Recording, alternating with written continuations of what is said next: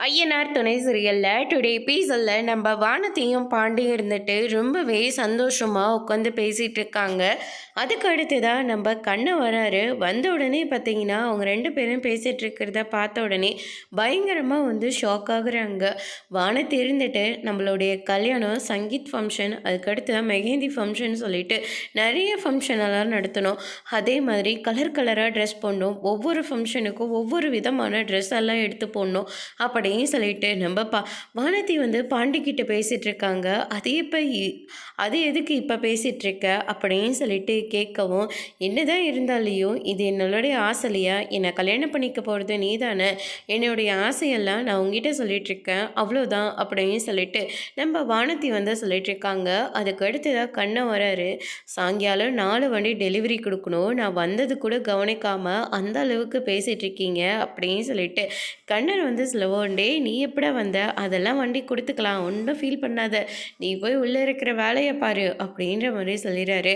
அதுக்கு அடுத்து தான் வந்து பார்த்தீங்கன்னா, முன்னாலாம் கடைக்கு வந்தாவே எரிஞ்செறிஞ்சு விழுந்துட்டுருப்ப, இப்போ யார் வராங்க யார் போகிறாங்கன்ற அளவுக்கு கண்டுக்காமல் நீ உட்காந்து பேசிகிட்டு இருக்கலன்னு அப்படின்னு சொல்லிட்டு கண்ணை ஒரு பக்கம் சொல்லவும், வானத்தை இருந்துட்டு கண்ணை வைக்காதீங்கன்னு அவன் இப்படிலாம் பேசுகிறதே உலக அதிசயம், இதையும் நீங்கள் கண்ணை வச்சுட்டே இருந்தீங்கன்னா நாங்கள் இப்படி நல்லா இருக்க முடியும் அப்படின்னு சொல்லிட்டு வானத்தை வந்து சொல்லிட்டு இருக்காங்க.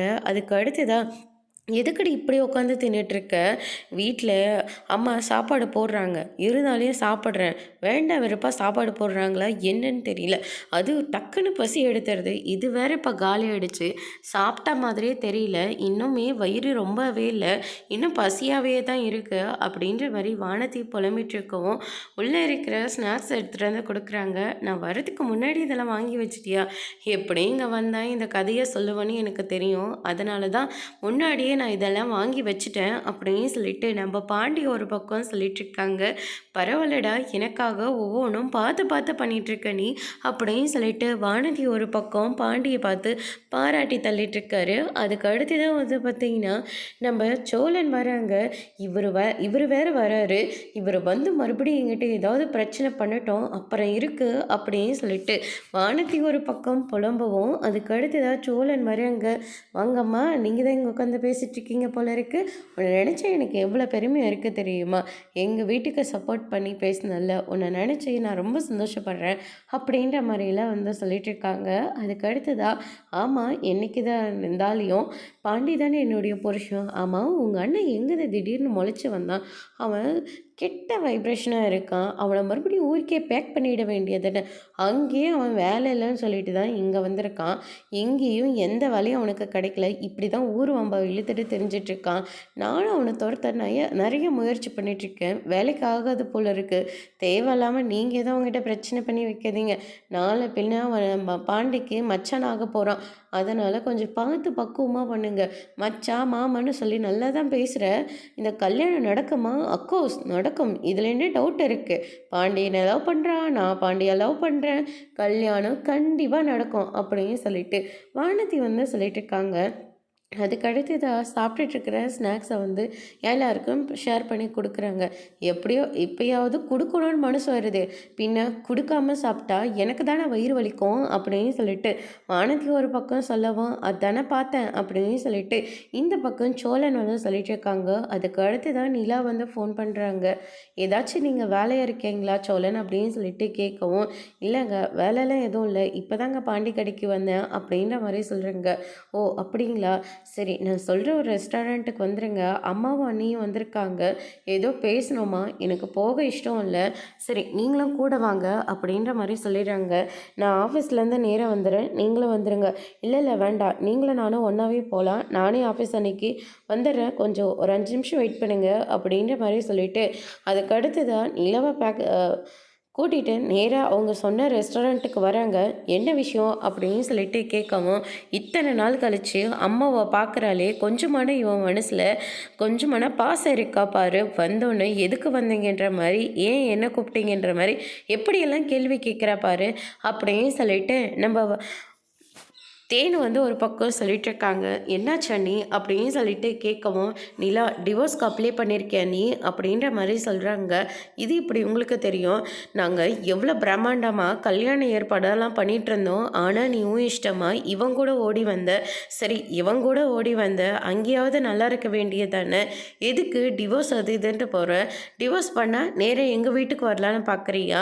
அங்கே வந்து அக்கம் பக்கம் இருக்கிறவங்க, தெரிஞ்சவங்க, தெரியாதவங்க மறுபடியும் உங்கள் பொண்ணு வந்துட்டாங்களன்னு சொல்லி மறுபடியும் கேலி பண்ணி பேசுவாங்க.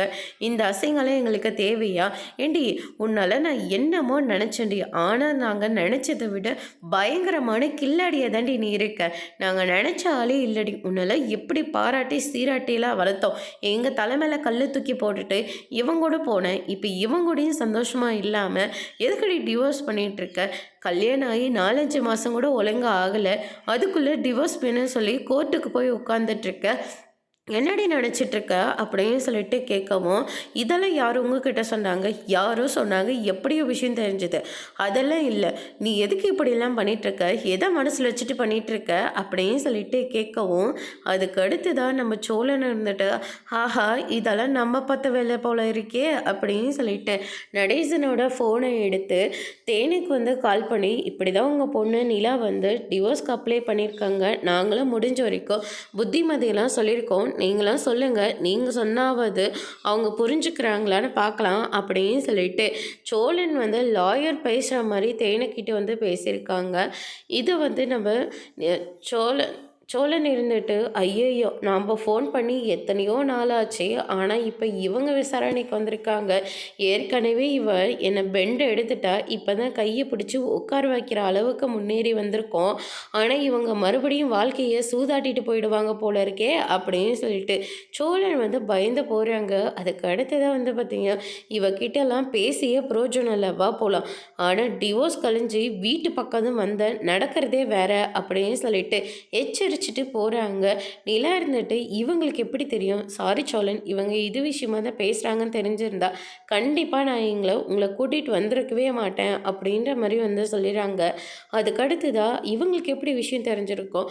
போலீஸ் ஸ்டேஷனில் ரிஜிஸ்டர் பண்ணும்போது உங்களுடைய அந்த வீட்டு அட்ரஸை தானே கொடுத்தோம். ஒருவேளை அந்த வீட்டுக்கு ஒரு இன்ஃபர்மேஷன் போயிருக்குமோ அப்படின்ற மாதிரி வந்து சொல்லிடுறாங்க. இப்படி கூடவா நடக்கும்ல அப்படின்ற மாதிரி சோழன் இருந்துட்டு அவங்களுக்கு ஏதோ கொஞ்சம் வேறு மாதிரி ரூட் திருப்பி விட்டுறாங்க.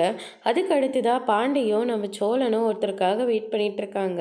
அப்போ சோழன் இருந்துட்டு நிலாவோட அம்மா பார்க்க வந்தது.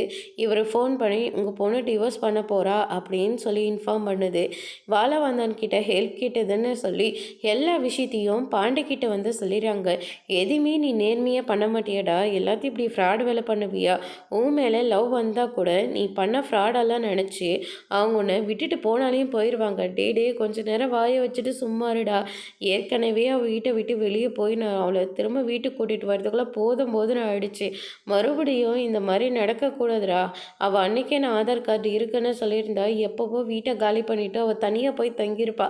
அதனால தான் நான் அவகிட்ட ஆதார் கார்டே நான் கொடுக்காம இருந்தேன் அப்படின்ற மாதிரி வந்து சொல்லிடுறாங்க. அதுக்கு அடுத்ததாக புரோக்கர் வந்துடுறாங்க.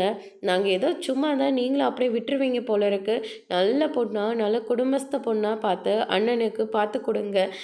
எனக்கு கல்யாணம் ஆகிடுச்சு, பாண்டிக்கும் பொண்ணு ரெடியாக இருக்குது. அடுத்ததாக அண்ணனுக்கு பண்ணிவிட்டு பாண்டிக்கு பண்ணலான்னு தான் வெயிட்டிங்கு. தயவு செஞ்சு இந்த வாட்டியாவது எதையும் சொதப்பாமல் ஒரு பொண்ணை பாருங்கள் அப்படின்ற மாதிரி சொல்லிடுறாங்க. இப்போ தானே சொல்லியிருக்கேன், கண்டிப்பாக நல்ல பொண்ணை பார்க்குறேன் அப்படின்னு சொல்லிட்டு புரோக்கர் அங்கேருந்து கிளம்புறாங்க. வானத்தியோட அண்ணன் வராங்க. தேவையில்லாமல் அவர்கிட்ட வம்பு இழுக்கிறாங்க. என்னையில இருந்தாலையும் உன் தங்கச்சியை நான் தான் கட்ட போகிறேன், உன்னால் முடிஞ்சதை பார்த்துக்கோ அப்படின்ற மாதிரி வானத்தியோட அண்ணங்கிட்ட பாண்டியும் சோழனும் வந்து கலாட்டா பண்ணிட்டு அங்கேருந்து போகிறாங்க. என்ன ஆனாலும் சரிடா, வானத்தியை மட்டும் உனக்கு நான் கல்யாணம் பண்ணிவே தரமாட்டேன் அப்படின்னு சொல்லிட்டு இந்த பக்கம் வானத்தியோட அண்ணன் வசந்த் வந்து பயங்கர கோவத்தில் இருக்காங்க. அதோட இன்னைக்கான எபிசோட் முடிச்சிருக்காங்க. இனி ஐயனார் துணையில் அடுத்தடுத்து என்னெல்லாம் நடக்க போகுதுன்றதை வெயிட் பண்ணி பார்க்கலாம். தேங்க்யூ.